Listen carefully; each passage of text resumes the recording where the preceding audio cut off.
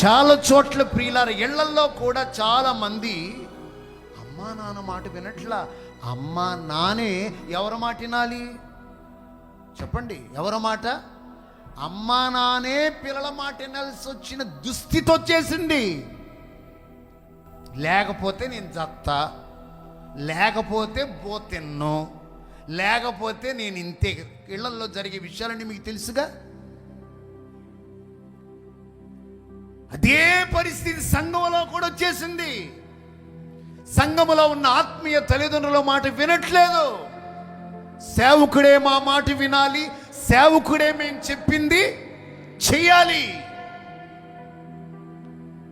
ఈరోజు వాక్యం చెప్తుంది, నీ శరీర సంబంధమైన తల్లిదండ్రులకైనా నీ ఆత్మీయ తల్లిదండ్రులకైనా దుఃఖము మనోవేదన కలగనివ్వకుండా యాకోబు తన తల్లిదండ్రుల మాట విన్నట్టు నీవు నీకిచ్చిన తల్లిదండ్రులు ఆత్మీయ తల్లిదండ్రుల మాట నీవు విందువుగాక. గట్టిగా ఒకసారి హల్లెలూయా చెప్పండి.